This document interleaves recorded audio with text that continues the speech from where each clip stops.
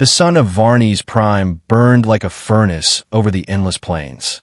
Two blazing orbs hung in the sky, casting twin shadows across the broken cities and rust-red sands. Major Aaron Hale squinted through the cracked windshield of his transport vehicle as the heat shimmered off the road. The hum of the engine mixed with the distant cries of alien birds circling the ruins. 3 years on this planet, and he still couldn't get used to the heat. Sweat crawled down the back of his neck despite the vehicle's cooling system.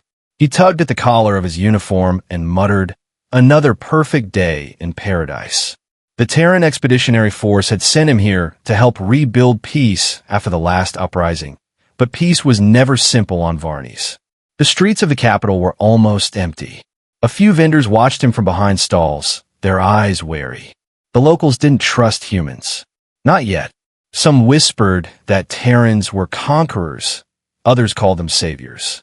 Aaron didn't blame them for either opinion. He'd seen enough war to know that truth was always messy. His comm unit bust. "Major Hale, Colonel Rees wants your ETA for the briefing." Aaron sighed.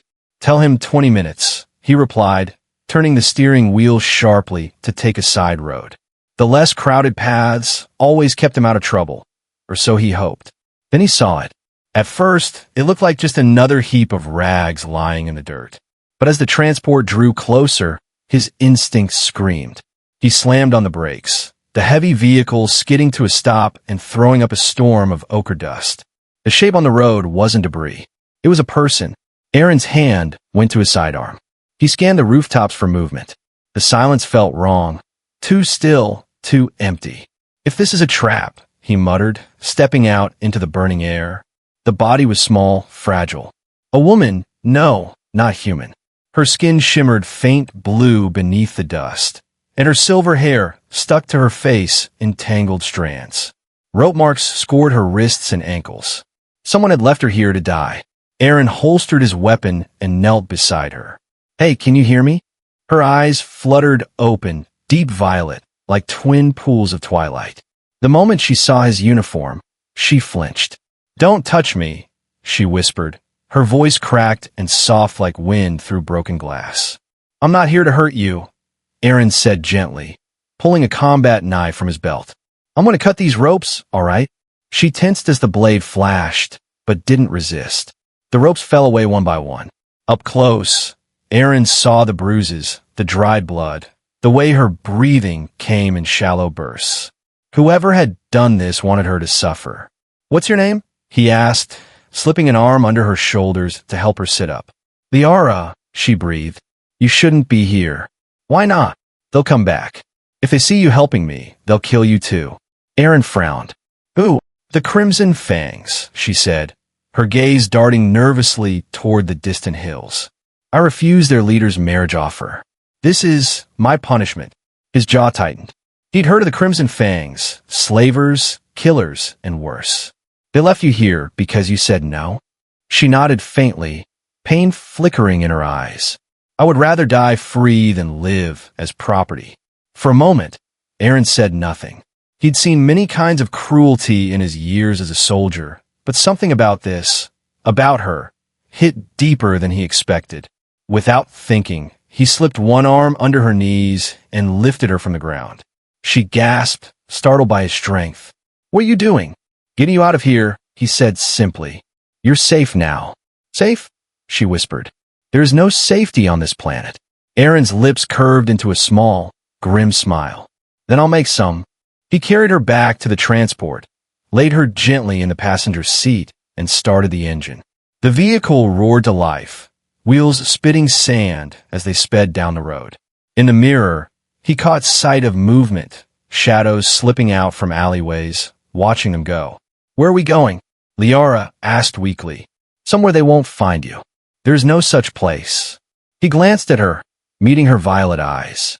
"Then we'll make one." For the first time, a faint smile touched her lips.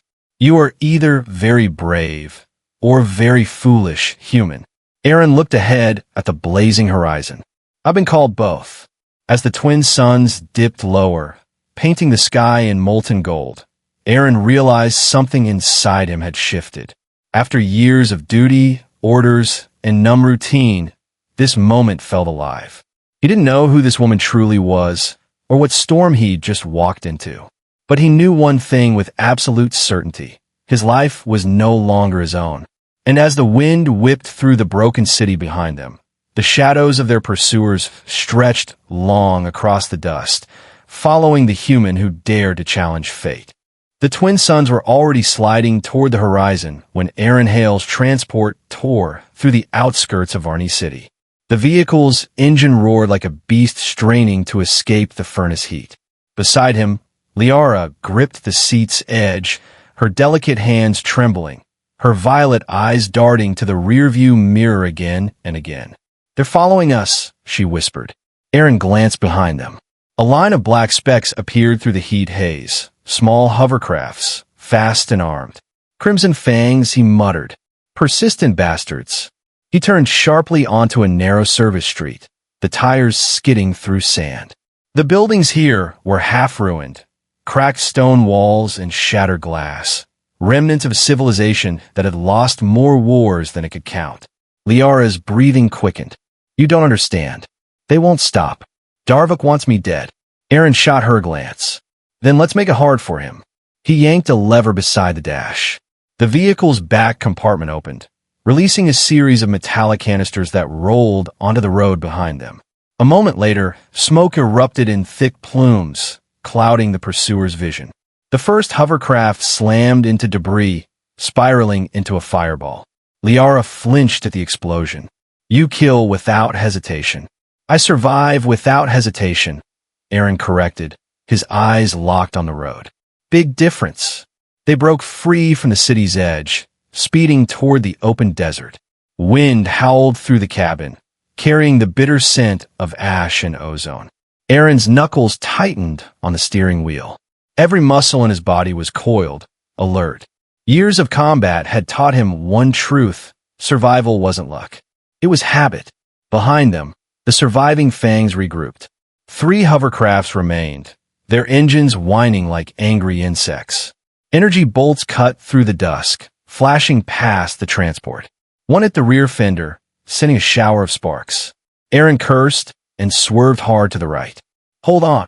The vehicle slammed over a dune, lifting briefly into the air before crashing down with bone-jarring force. Lyara cried out, gripping the seat. He steadied the vehicle and hit the comm. "Base command, this is Major Hale. I'm under attack outside Nirvana. Requesting aerial support." "Static. Nothing." "They're jamming the signal," Lyara said, her voice shaking. Aaron gritted his teeth. "Of course they are." He reached under the dashboard, flicked a switch, and a compartment opened, revealing a matte black pulse rifle. "Stay low." She obeyed as he leaned out the side window, firing in controlled bursts. The bright blue streaks of plasma lit the air. One of the pursuing hovercrafts exploded, breaking apart midair. The others veered off, circling wide. For a brief moment, silence fell again, the kind that came right before something worse. Lyara turned to him, her voice small. "Why are you helping me?" Aaron didn't answer immediately. The question wasn't easy. He'd told himself it was duty, a soldier's instinct to protect the weak. But deep down it felt different. Personal. "Because leaving you, there wasn't an option," he said finally. She looked at him as if trying to understand something she'd never seen before. "Humans are strange." He smiled faintly. "You're not the first to say that." The transport crested a ridge, revealing the vast desert plains stretching endlessly into twilight. "There," Aaron said, pointing. "That canyon ahead. We'll lose them in the rocks." As they sped forward, the wind whipped through Lyara's hair, the strands glowing silver in the dying sunlight. But before they reached the canyon, a bright explosion erupted ahead. The ground shook violently as a chunk of the ridge collapsed, blocking their path. Aaron slammed the brakes, dust billowing around them. Out of the haze, figures appeared, armored, carrying rifles that gleamed with crimson markings. Crimson fangs. 12 of them. "Out of the vehicle!" A distorted voice barked through a mask. Aaron's pulse quickened. He drew his sidearm, crouching slightly behind the door. "Stay down," he whispered. Lyara's voice trembled. "You can't fight them all." He gave a small grin. Watch me. Energy bolts tore through the air. Aaron returned fire, ducking behind the transport, hitting one, then another. The sound of battle echoed across the desert. Lyara covered her ears as the world turned to light and noise. A plasma bolt hit the side of the transport, sending molten metal flying. Aaron cursed, firing again. One enemy rushed forward, too close. Aaron tackled him, the two rolling across the sand. The alien snarled, baring sharp teeth. Aaron jammed his elbow into the creature's throat and fired point blank. When he rose, blood and dust streaked his face. Two fangs remained, and they weren't advancing. They were waiting. Then Aaron heard it, the low hum of engines behind him. A large hover tank emerged from the dust, painted in black and crimson. The insignia of the fangs burned on its hull. Lyara gasped. Darvik's personal guard. Aaron's mind raced. The tank's cannon was already turning toward them. He grabbed Liara's hand. We're leaving. Now. They sprinted toward the canyon wall, the tank's energy cannon charging with a deadly whine. The blast hit seconds later, throwing both of them into the sand. He blinked through the dust. Lyara was alive, coughing, her blue skin streaked with blood. He crawled to her, pulling her close. We have to keep moving. She nodded weakly, clutching his arm. They'll never stop. Neither will I. As night fell over Varney's prime, the two figures vanished into the canyons, hunted by killers, bound by a promise neither fully understood. Behind them, the crimson fires of pursuit burned brighter, marking the beginning of a chase that would change both their worlds forever. The canyon stretched like a maze carved by the gods, steep walls of red stone rising high above the sand, narrow paths twisting into darkness. The suns had long set, and the pale light of Varney's twin moons spilled across the cliffs, painting the world in silver and shadow. Aaron Hale guided Lyara through the narrow passage, one hand on his rifle, the other steadying her when she stumbled. Her breathing was shallow, each step labored. Blood had dried along her temple, and her blue skin shimmered faintly in the moonlight. Just a little further, he murmured. There's cover ahead. They reached a hollow carved into the canyon wall, a natural cave hidden from aerial view. Aaron swept his scanner across the entrance. No heat signatures, no movement. Safe for now. He led her inside and activated a small field lamp. The soft glow filled the space, revealing rough stone and ancient carvings, symbols that shimmered faintly with embedded crystals. Lyara sank against the wall, exhaustion washing over her. Aaron crouched beside her. You're losing strength. We need to treat those wounds. I'll manage, she whispered. He shook his head and pulled a med pack from his belt. Not negotiable. Her eyes softened as he carefully cleaned the cuts on her arms. The sting made her flinch, but she didn't pull away. You have gentle hands for a soldier, she said quietly. I've had practice keeping people alive, Aaron replied. Not always successfully. For a while, silence filled the cave, the kind of silence that carried more weight than words. Outside, wind whispered across the canyon, carrying faint echoes of the world hunting them. Finally, Lyara spoke again, her voice low and trembling. You should have left me there. Aaron looked up, surprised. That's not really my style. You don't understand. Darvik doesn't act alone. The Crimson Fangs serve the governor of Varney's, and he commands half the system. If he wants me dead, he'll burn entire cities to find me. Aaron frowned. Why? What makes you so important to him? Lyara hesitated. Her gaze dropped to her hands. My family once ruled the High Council of Nireen before the governor seized power. My father tried to expose him. They executed him publicly, and I became a symbol of defiance. He wanted to marry me to claim legitimacy, and when I refused, he ordered my death. Aaron leaned back against the stone, processing the weight of her words. So, the governor's covering his crimes with a wedding proposal. That's new. Her lips curved into a faint, bitter smile. He calls it unity. I call it slavery. He studied her quietly. There was something fragile about her, but beneath that, a core of steel, the kind that didn't bend even when broken. Then he picked the wrong woman to control. Lyara looked at him, a flicker of surprise in her eyes. Why do you care? You're human. This isn't your world. Aaron glanced toward the cave mouth, watching the twin moons rise higher.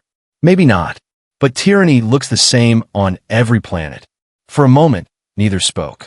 Then Lyara's expression softened. You sound like my father. Aaron smiled faintly. He must have been a smart man. Her eyes glistened, and she turned away. He was brave. Too brave. That's why he's gone. Aaron didn't press. He simply adjusted his rifle beside him and leaned against the wall. Get some rest. We move at dawn. Lyara hesitated. And then, we find a safe zone, maybe one of the Terran outposts. I'll get you off this planet. She shook her head. There is no safe zone. You've already made yourself a target. The fangs will come for you too. Aaron gave a half smile. Let them try. Outside, a gust of wind swept through the canyon, carrying distant echoes, faint mechanical hums, and the screech of search drones cutting through the night. Lyara's eyes widened. They're close. Aaron killed the lamp instantly, plunging them into darkness. He drew his sidearm, his senses sharpening. Through the cave opening, faint lights flickered in the distance, red search beams crawling across the canyon walls. He turned to her. Stay quiet. Don't move. Lyara nodded, her hand clutching his sleeve. They pressed against the cave wall as the sound grew louder, the deep thrum of engines, the crunch of boots on sand. Voices echoed faintly, speaking in the guttural tones of the fangs. Aaron counted at least 5, maybe 6. Too many for a firefight without giving away their position. He waited, motionless, as shadows passed near the entrance. One beam of light swept across the rocks, just inches from their hiding place.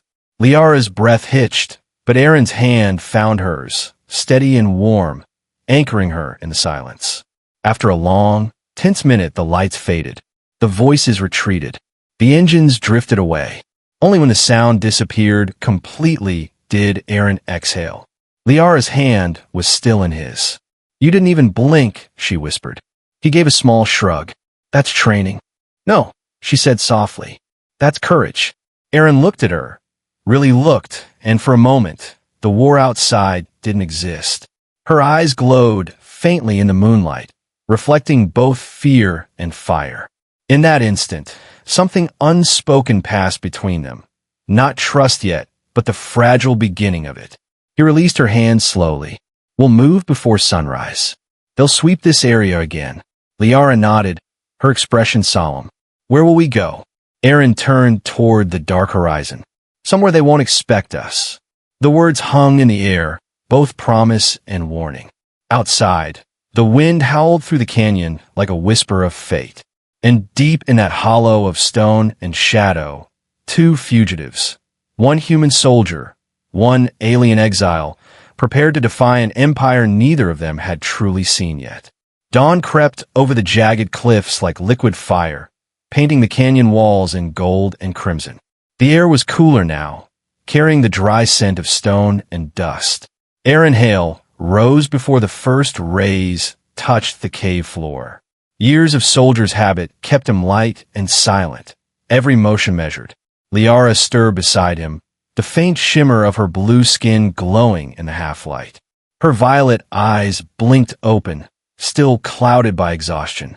You didn't sleep, she said softly. Didn't need to, Aaron replied. He checked the charge on his rifle and scanned the sky. The faint buzz of drones echoed somewhere distant, far enough not to be a threat yet. They set out before the sun fully rose, following a narrow trail that snaked between canyon ridges. Aaron's internal compass guided them west, toward a forgotten Terran relay outpost, one that, according to old mission files, had been abandoned after the last uprising. It wasn't much, but it was shelter. Lyara moved carefully behind him, her steps light despite her wounds.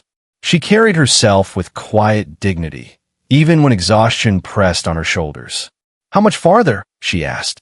2 clicks, Aaron said. If the map's still accurate. She gave a small, humorless laugh. Maps lie on this world. Everything does. Then we'll make our own truth, he said without looking back. After an hour of climbing and silence, they reached the ridge overlooking the ruins. The outpost lay half-buried beneath shifting sand, its once metallic walls dulled by rust and time. The Terran insignia, a faded blue circle, was still visible on one side. Aaron scanned the perimeter. No power signatures. No motion. Looks clear. Or looks empty, Lyara said quietly. He nodded. Stay behind me. They descended into the ruins. The air grew cooler, heavier. Inside, shattered panels and broken machinery littered the floor. A few consoles flickered faintly with dying light, still clinging to fragments of life after years of abandonment. Aaron knelt beside one terminal and brushed off the dust. Old model, he muttered, but maybe still usable. He connected his wrist interface to the console. Static filled the screen, then slowly cleared to reveal Terran code. Encrypted, outdated, but familiar. He began tapping commands, bypassing locks, coaxing the system back to life. Lyara wandered through the corridor, tracing the walls with her fingers. Strange symbols were etched into the metal, marks left by the planet's earlier inhabitants. This place feels haunted, she murmured. Aaron gave a half-smile. Only by bad engineering. But even as he joked, something about the silence pressed on him. The outpost felt wrong, too still, too preserved. Like a tomb that hadn't forgotten its dead. The console beeped. Data scrolled across the screen. Got something, Aaron said. Log from the last command post. Looks like this station was monitoring Crimson Fong activity before it went dark. Lyara moved closer, eyes narrowing at the holographic map projected above the console.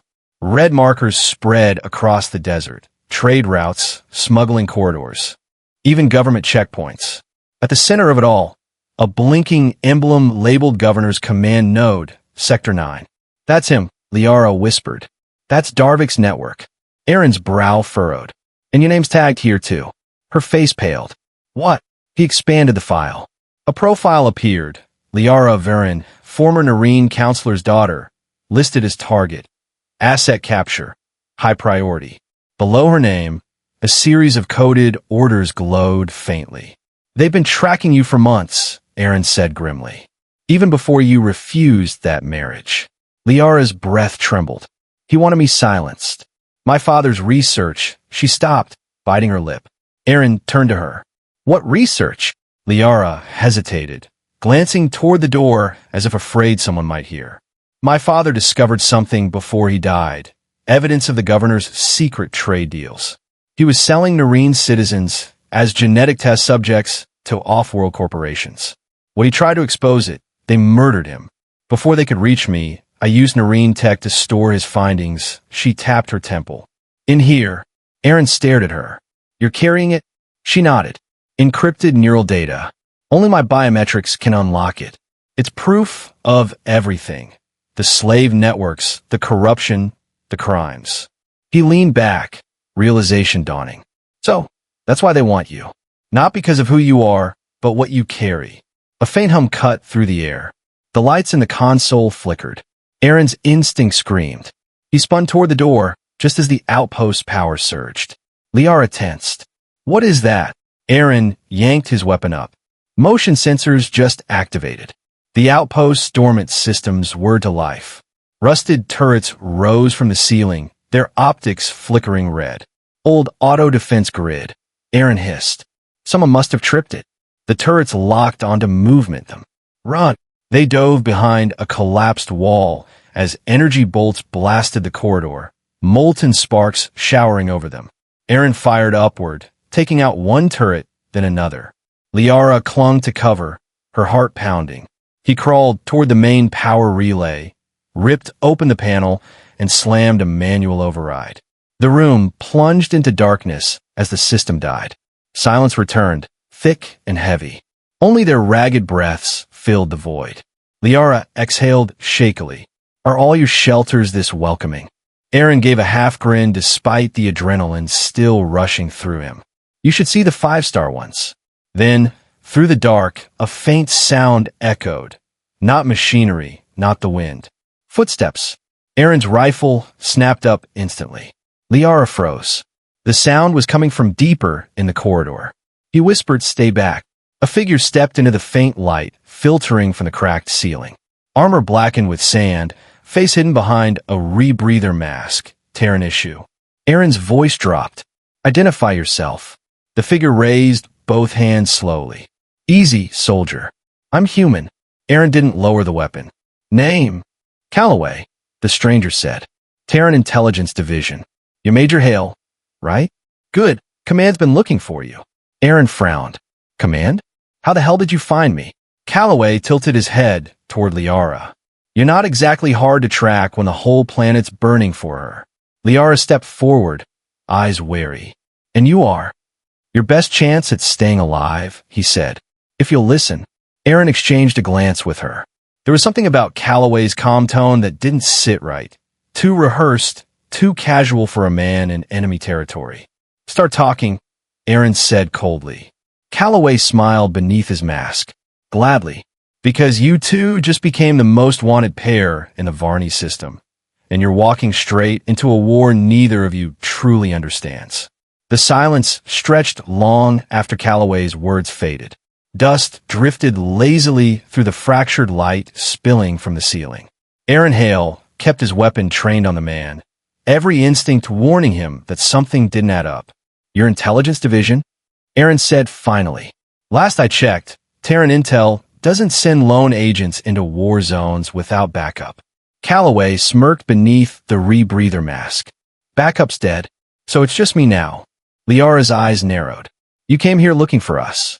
He nodded. Orders from high command. You two stirred up a lot of trouble. A Terran officer going rogue, an alien fugitive with data that could destabilize an entire sector. Yeah, people noticed. Aaron frowned.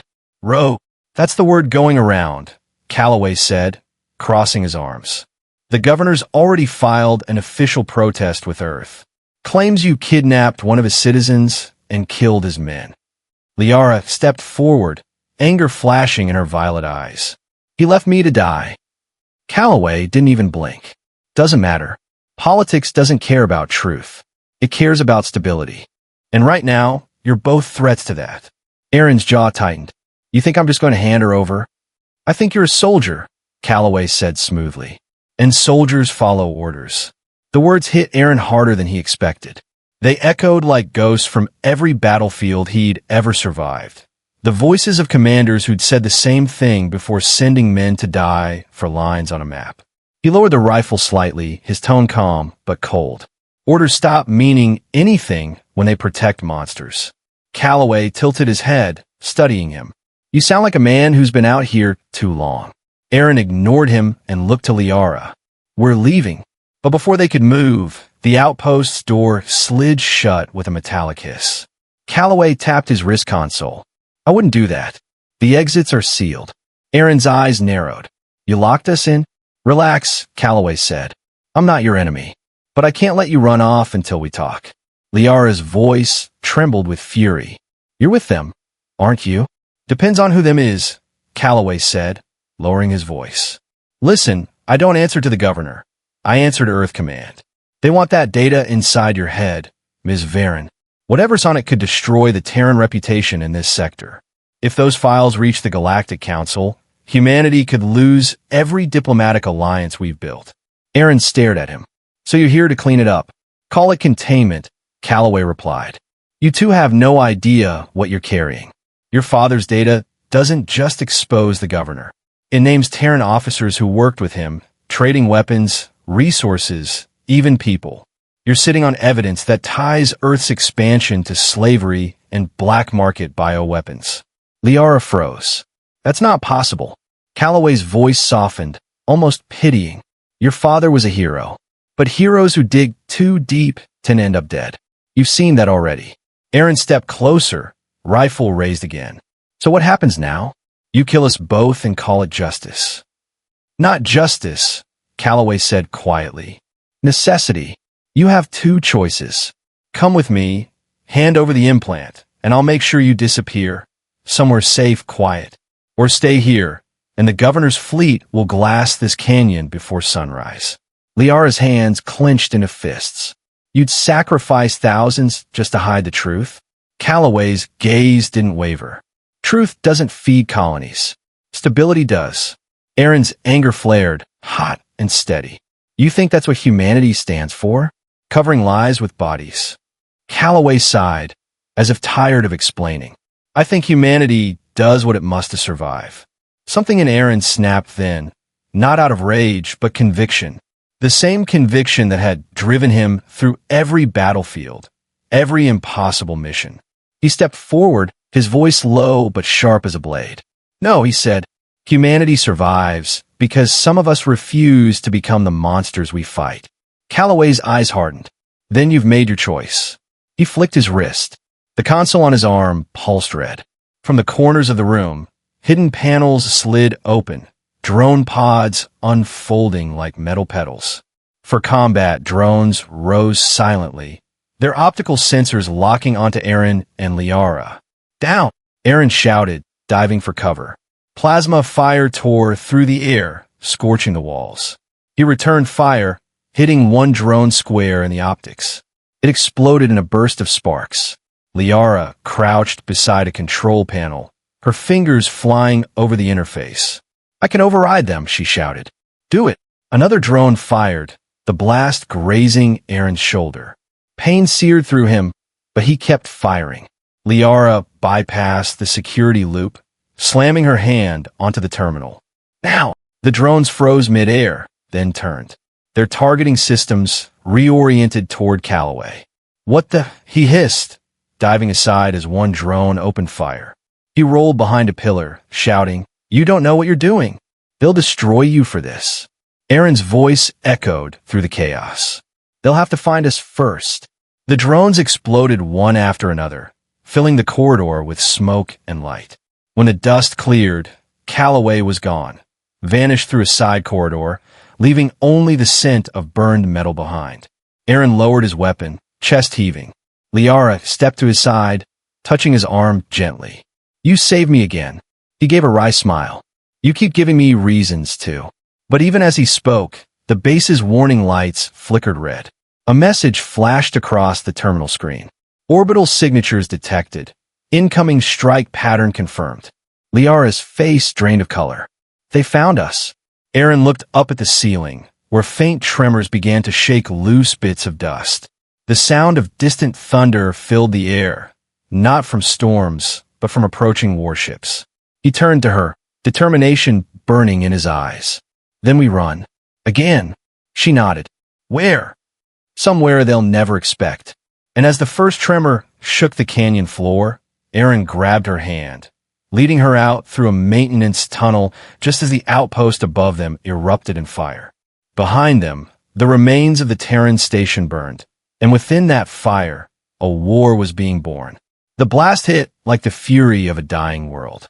The outpost behind them vanished in a storm of fire and sand as Aaron Hale and Lyara stumbled through the maintenance tunnel, the walls shaking, dust raining from the ceiling. The light from Aaron's wrist lamp flickered, cutting through the thick smoke. Keep moving, he shouted, his voice nearly drowned by the rumble of collapsing stone. Lyara stumbled, clutching his arm. They bombed their own outpost, she gasped. Your people did this. Not my people, Aaron said grimly. Not anymore. They emerged from the tunnel into open air, coughing through the haze. Behind them, the night sky glowed orange, the wreckage burning like a second sunrise. The distant hum of orbital ships echoed above, searchlights sweeping across the canyon floor. Aaron led her down a ravine, through broken terrain and into the shadows of the wasteland. The sand here shimmered faintly under the twin moons, reflecting the faint metallic dust scattered from centuries of mining. The air was hot, dry, and laced with the faint tang of ozone. They didn't stop until the fires were distant specks behind them. Aaron dropped to one knee beside a rock outcrop, scanning the horizon. His wrist display showed multiple signatures, Terran ships sweeping the area in grid formation. They're hunting us, he said. Lyara sank to the ground, her voice trembling.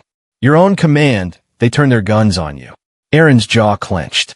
They turned them on truth. For a moment, neither spoke. The desert stretched endlessly around them, a wasteland of dust and ruin, a graveyard for secrets. Aaron reached into his pack, and handed her a small canteen. Drink. She took it with shaking hands, her eyes glimmering in the moonlight. Why keep helping me? She asked softly. You've lost everything because of me. He looked out across the desert, the cold wind whipping at his uniform. Because someone has to draw the line, he said quietly.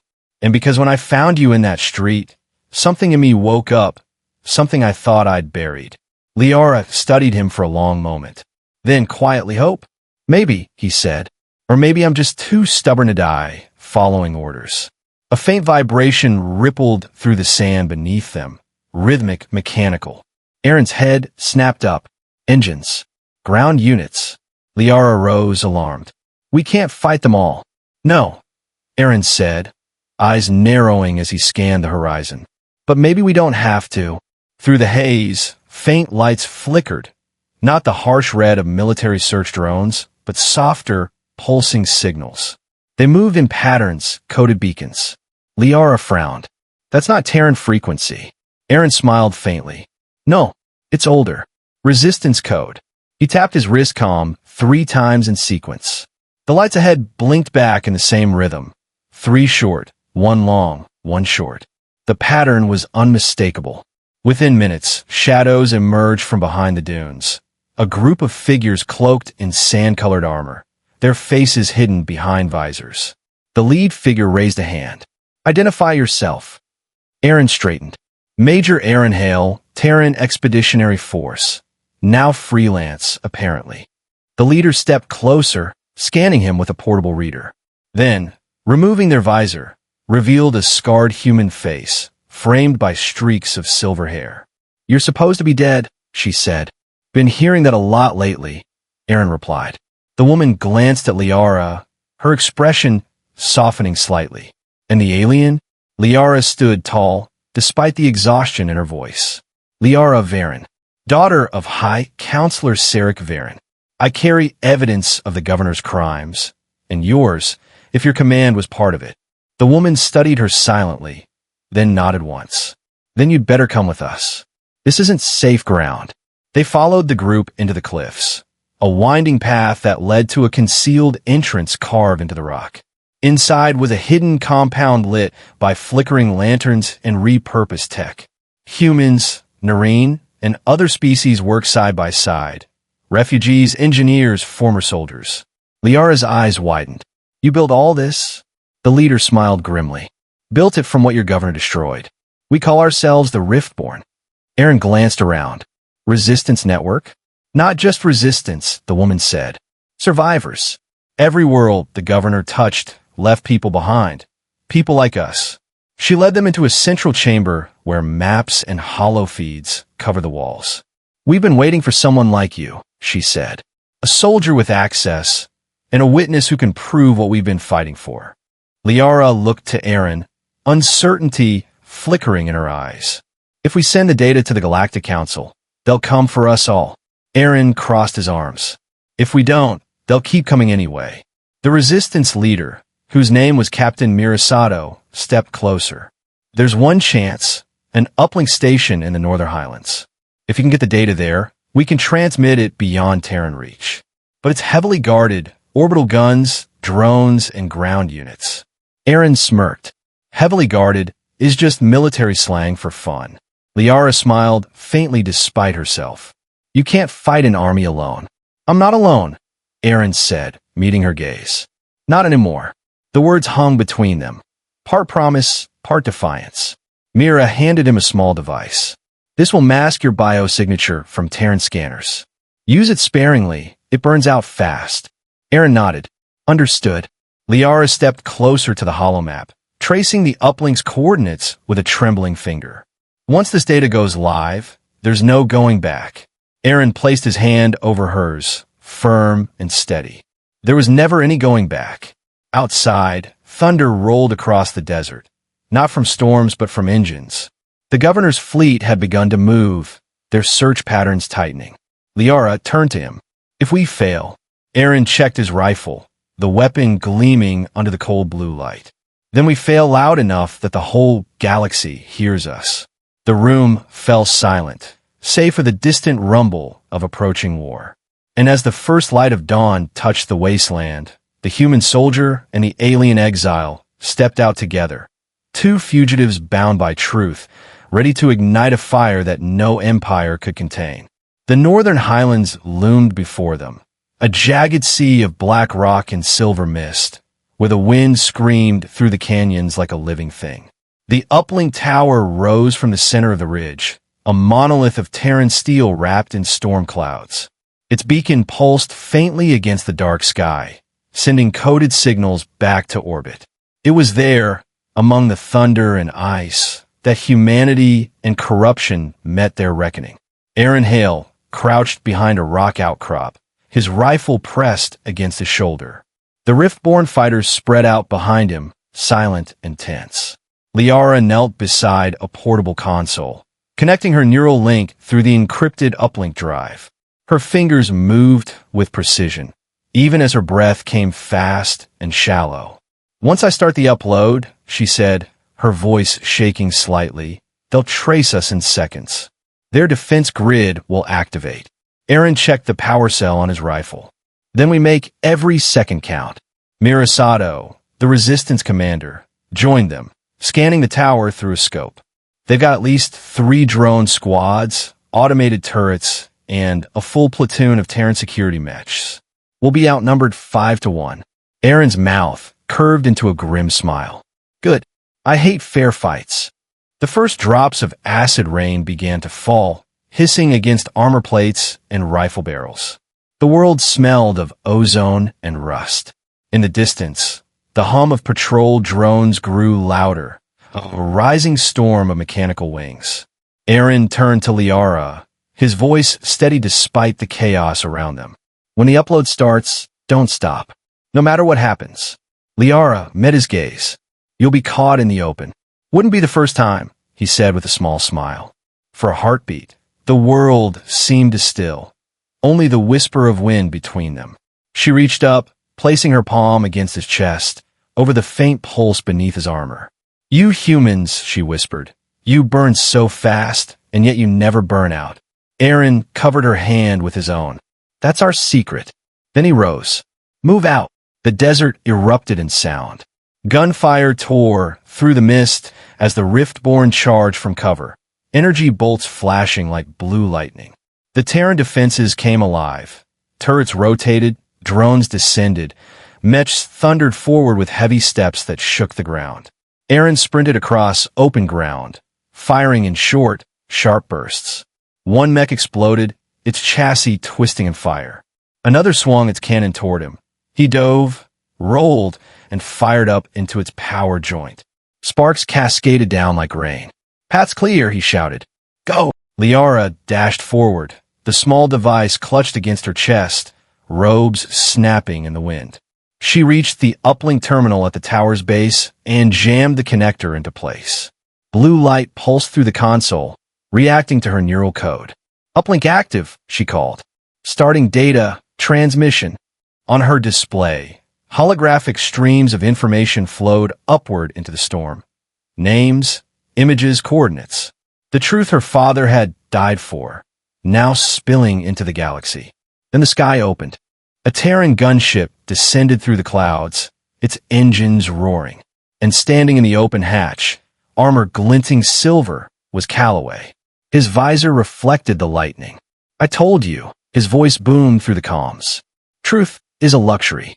Stability is survival." The gunship's cannons turned toward the tower. Aaron shouted, "Lyara down!" The explosion hit like a god's hammer.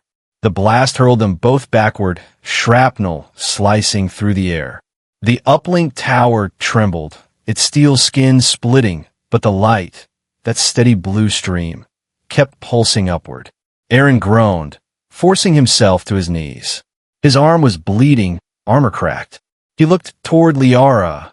She was alive, barely, shielding the console with her body. Calloway dropped from the gunship, landing in the dirt, his plasma pistol drawn. "You should have listened, Hale." Aaron raised his rifle. "I stopped listening to men like you a long time ago." They fired at the same time. The air filled with light and thunder. Aaron's shot struck Calloway's armor, sending him sprawling, but the agent rolled to his feet, charging forward. The two men collided, grappling amid the smoke and rain. Calloway swung first, a brutal hit that cracked Aaron's helmet. Aaron retaliated, slamming his fist into Calloway's jaw, then tackling him into the mud. "You betrayed everything we stood for," Aaron roared. Calloway sneered. "We stood for order." Aaron drew his combat knife, its blade reflecting the stormlight. "Then order dies here." The blade struck true. Calloway's eyes widened, shock, then stillness. He fell, the rain washing crimson into the earth. Aaron staggered to his feet, breathing hard. Lyara. She was at the terminal, hands trembling as the final lines of code streamed skyward. "It's done," she whispered. "The data's out. Every government, every council, every world they'll know." A deep rumble shook the ground, the tower's systems overloading from the power surge. Lightning forked across the sky, hitting the metal spire. Aaron grabbed her hand. "We have to go." They ran, the tower behind them collapsing in a blinding storm of fire and light. The shockwave hurled them down the slope, rolling through dirt and rain until they came to rest beneath a broken arch of stone. For a long moment, neither moved. The rain fell harder now, hissing as it hit the burning wreckage above. Lyara turned to him, her face streaked with ash and tears. "You did it," she whispered. "You changed everything." Aaron gave a tired smile. "We did." But even as he spoke, his calm crackled, a broken signal from orbit. "Major Hale, this is Terran Command. You are ordered to surrender immediately." He looked up at the dark sky, where the faint lights of Terran ships shimmered like distant stars. He knew what that meant. The truth was free, but now they were fugitives to everyone. Lyara leaned against him, her voice a whisper against the storm. "What happens now?" Aaron's eyes stayed fixed on the horizon, where dawn was beginning to bleed into the night. "Now," he said softly, "we find out what humanity really stands for." The camera of the moment, if one could imagine it, would pull back then. The wrecked uplink tower smoking behind them, the storm fading, and two small figures standing side by side against a rising sun. One human, one alien, both defiant. And somewhere, in the far reaches of space, the message of truth raced through the stars. Unstoppable, undeniable, and human to its core. Into Part 7, The Fire That Would Not Die.